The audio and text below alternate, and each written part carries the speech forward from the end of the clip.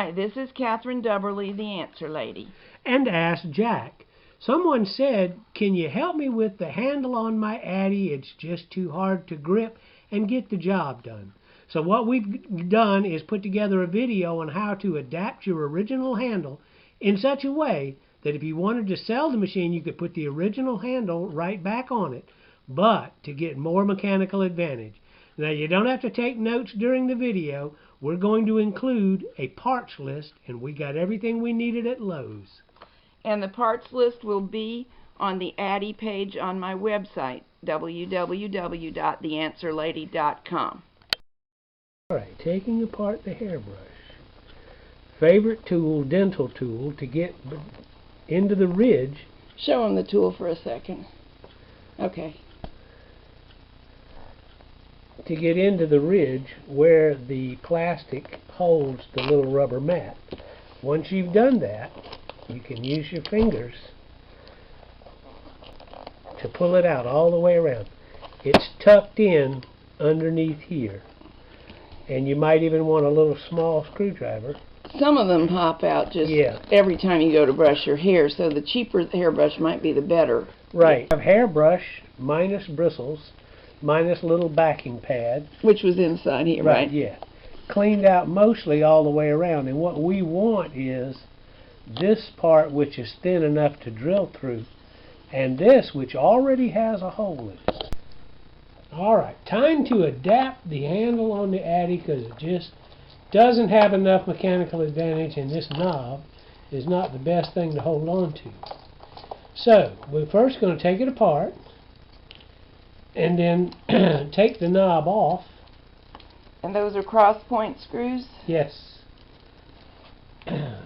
Alrighty. And the knob drops its little slider. Right there. And out it goes. Alright, what we're going to do is adapt the hairbrush that we took apart earlier to fit with the handle right here, so that the length of the hairbrush becomes the length of our new handle. Now, to do that, what we need to do is line up these two holes.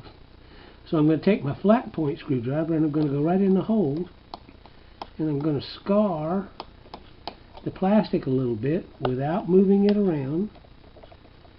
Let me see if I got something I can see. Oh yeah, a little white mark and a little white mark. Yep. Now, we'll drill those out after I square them up, and then we'll get back to you. Now again, we've got our piece of fake wood. Any wood will do, so that we're not going to put a hole in the tabletop. Good plan. Some people get upset when we do that. You may want to put your hand right there.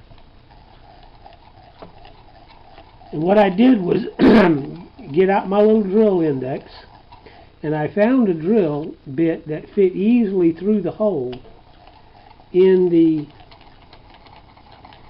handle that we took off. And now you heard a noise, not a lot of pressure because you don't want to crack this plastic. Just enough to keep it bringing the material out. I think the noise was us breaking through the other side of the plastic with the drill, am I right? Right. But we don't want to put a lot of pressure on it. Drill slowly. Yeah, you can see that it's bringing material out. What about people who prefer to use an electric drill? Advice for them? Well, just, don't put a lot of pressure on it. Be gentle with it. Yeah, and make sure you've got something underneath it, because when it comes through with an electric drill, A, it's going to try to spin the hairbrush, and B, you don't want to. And you can really go into the table. Yeah, you could really go into the table. For these things, the little twist drill is perfectly adequate. Now what we're going to do is we're going to put this handle back on, and where there was a screw in that hole, we're going to need a little bit longer screw. So we've gone to Lowe's. This is a pretty coarse thread design on here. So what I did was I found an American Standard. This is our original screw, right, correct? That's our original screw. This is a number 4 by 3/4 inch screw.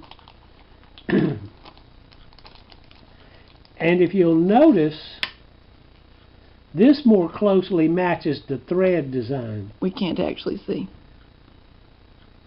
Okay. And what you do is you lock the threads together and see, do they nest? And these do. Alright, now we're going to make our new handle to take the place of the knob that we had on there.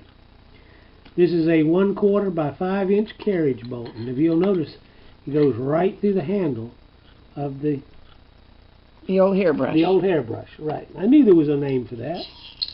We put a 1/4 inch washer on there. Then we're going to run a regular 1/4 inch nut. And for right now, all we really want to do is just hand tighten it. Now, one of the reasons we use a carriage bolt is because the square head fits in the slot. Now, you'll notice... Fits in the slot that was in the hairbrush handle? You'll notice that here's the line of the hairbrush. This doesn't sit at a 90-degree angle.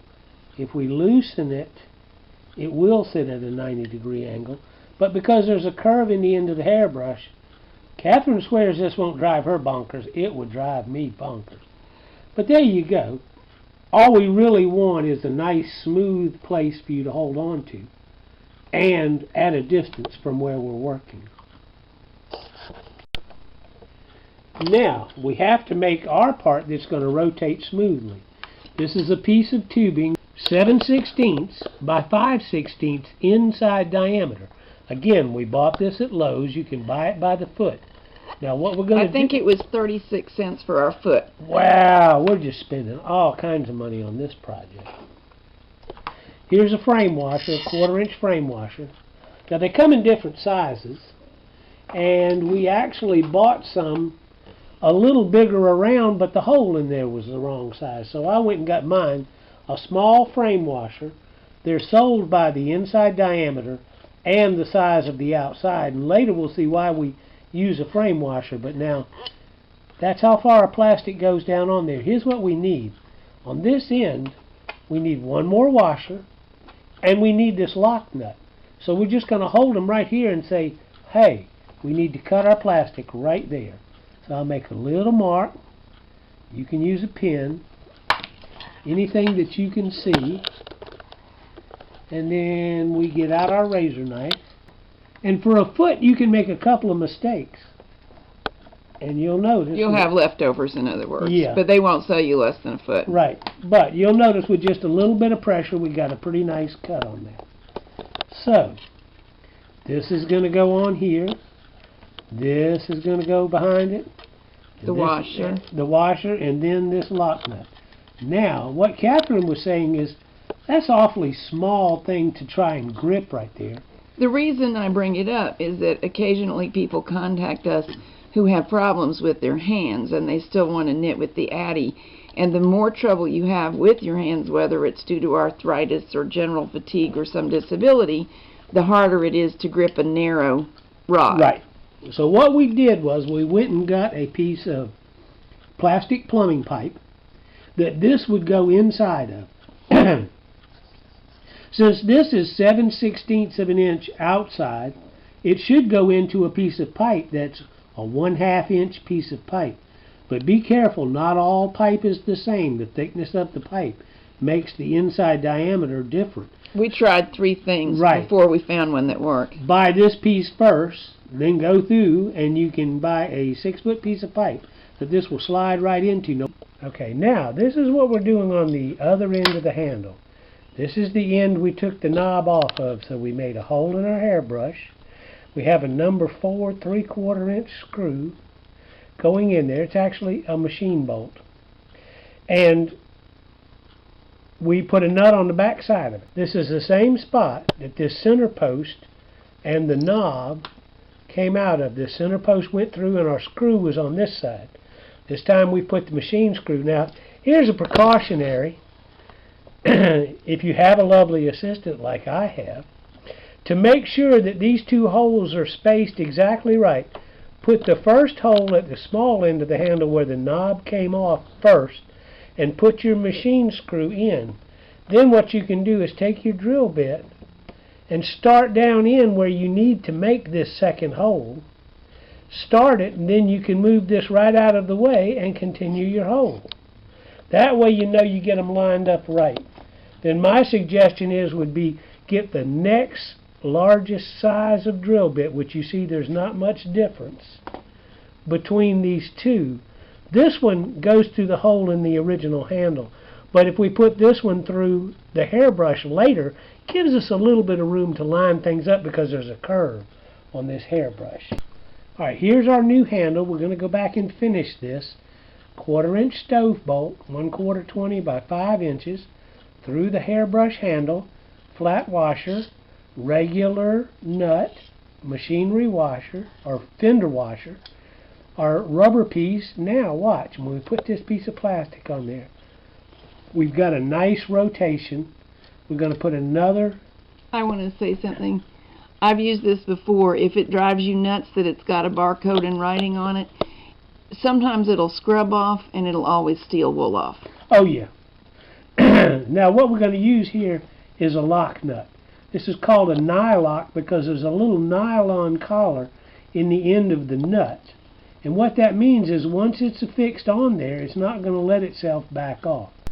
Alright, what we're going to do is take a box end 7/16 and tighten the screw up to pull this head down into the handle of the hairbrush because we want it to stay put. Now when we tighten this nylock lock nut up, all we really want to do is get the bolt even with the end of this because we want there to be plenty of rotation in the tube. No, it cuts down on fatigue in your hand. Yeah. So I've got my wrench in place and I'm just going to snug this a little bit. Depending on your hairbrush, you may have to take some of our famous plumbing putty, put it in the hole of the hairbrush when you put the carriage bolt in, and give it a little while to set up so that it won't let this bolt turn when you try to put this on. That would be my shortcut. Alright, what we've done is we've put the Addi handle back into place and it slots onto its shaft so it can only go one way. Then we've lined up our hairbrush with its extra hole that we put in it, and we're using this screw right here, number 4 by 3/4 inch brass round-sided wood screw. And what happens is it matches the thread pattern of the metric bolt that we took out. So we're just going to keep turning that in until it bites and gets snug. Now, don't over tighten, right? Do not over tighten any of this. Let me caution you right here. What we've constructed is a lot heavier than what was originally designed for that little interior shaft to hold. Never leave it in the position you see now. If you leave the machine, let this handle rest on a table. You're going to have to put it off the table to use it, but you do not want the weight of that handle pulling against that little interior shaft because it was only made to hold this piece of plastic and that piece of plastic. I'm moving the camera around so people can see what this part is original. Right. And here's our laminated on hairbrush handle. Right. With its handhold right here. Now what we've got is something that you can just easily push down on, pull back without a lot of real gripping strength. Another caution, this will give you mechanical advantage. It'll also make this poor little Addi run about 4 times as fast as you could possibly run it with this knob. The whole idea is to run it the same speed with a lot easier movement. Don't run it as fast as it'll run. Yeah, it's not made to do that, so we would be endangering it. Should we also mention that if you choose to make modifications on any machine, understandably the manufacturer is not enthused about warrantying it? No, it's not under warranty the minute you pull a screw out. Here we are knitting. This really does make the movement easier. Well, the whole idea was to gain mechanical advantage that was easy on your hand. You don't have to grip it tightly. If you had a grip problem, I think you could just use it with your thumb and forefinger. Here's what I'm doing. I'm not moving my fingers around it. Right. I'm just kind of lifting it loosely in my hand and letting it fall with a little downward motion, and it does work. Nice. Thanks, sweetie. Okay.